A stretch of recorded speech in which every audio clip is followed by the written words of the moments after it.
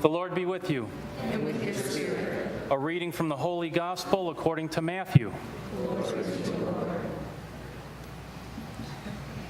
Jesus said to the chief priests and the elders of the people, "Hear another parable.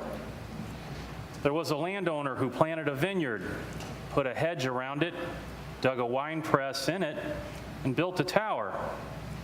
Then he leased it to tenants and went on a journey. When vintage time drew near, he sent his servants to the tenants to obtain his produce. But the tenants seized the servants, and one they beat, another they killed, and a third they stoned. Again, he sent other servants, more numerous than the first ones, but they treated them in the same way. Finally, he sent his son to them, thinking, 'They will respect my son.' But when the tenants saw the son, they said to one another, 'This is the heir. Come, let us kill him and acquire his inheritance.' They seized him, threw him out of the vineyard, and killed him. What will the owner of the vineyard do to those tenants when he comes?" They answered him, "He will put those wretched men to a wretched death and lease his vineyard to other tenants who will give him the produce at the proper times." Jesus said to them, "Did you never read in the scriptures, 'The stone that the builders rejected has become the cornerstone? By the Lord has this been done, and it is wonderful in our eyes?' Therefore, I say to you, the kingdom of God will be taken away from you and given to a people that will produce its fruit." The Gospel of the Lord. Praise to you, Lord Jesus Christ.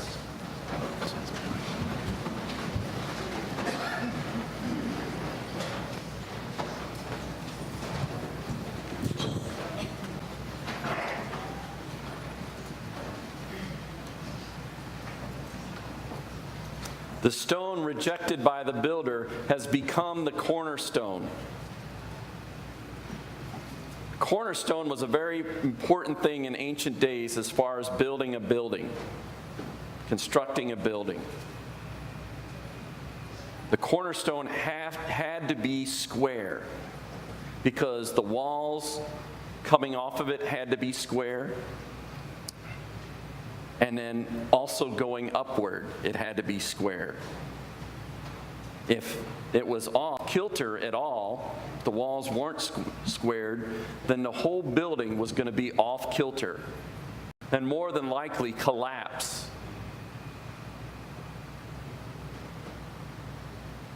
Now, I don't know about you, but I think my problem and our problem in this world is we want to build the building on ourselves.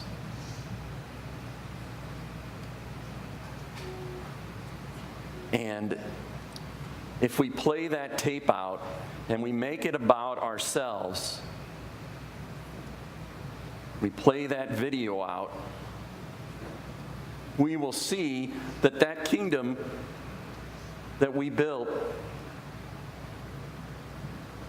our own kingdom, will fall because it's built on faulty ground. It's built on us instead of Christ. And we heard that in the song, the beginning song, that my kingdom must fall. That's why that song is saying that. Because Christ's kingdom is what we need to build in our life. You know, just play that video out. And imagine, well, if I'm just going to build everything on myself, who is the one giving me life right now? Where is it coming from? Is it coming from me? From you?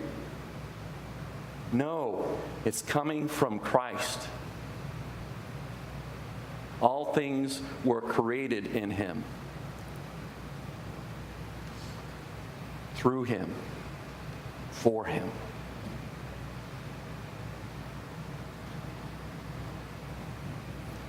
To make Christ the cornerstone of our life, that is solid ground. Are we making Christ the cornerstone in our life? Just a few simple thoughts.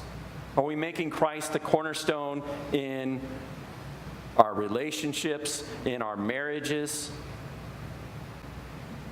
Are we making it about ourselves? Are we trying to take control of the relationship, trying to control it? Or instead, are we willing to serve, to be willing to respect one another as an individual? Are we building on Christ the cornerstone in our work? You know, it's amazing. Richard Rohr talks about this. You know, you can have two people and they can be doing the same job. One person is doing it with a zeal. Richard Rohr calls that eros. Eros, the Greek word for love. Romantic love, actually. Doing it with zeal, that life energy. And the other person can be doing that same job, and you know, it's like, I don't want to be around this person in their work. They're just taking energy out of me, right? Are we working in our life? Are we having that life energy, that cornerstone of Christ in our life and what we do?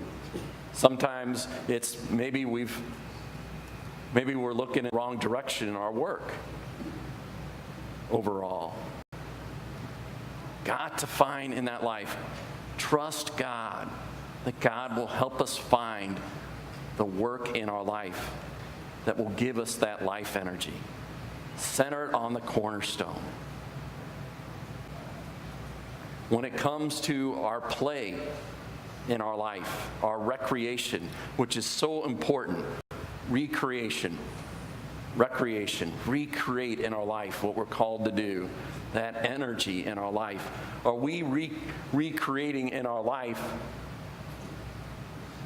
on the foundation of Christ?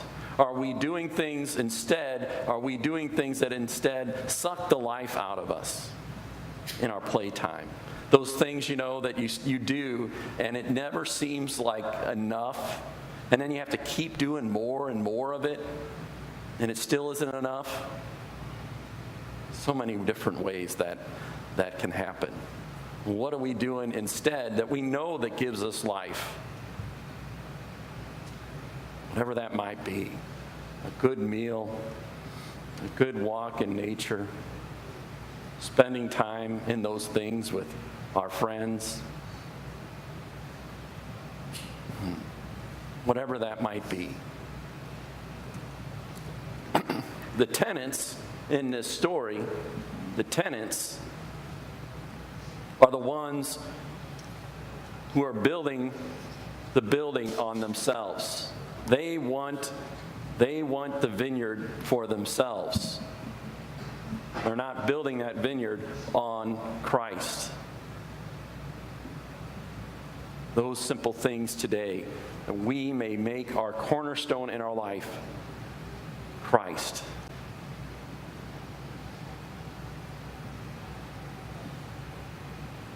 The true square beyond compare.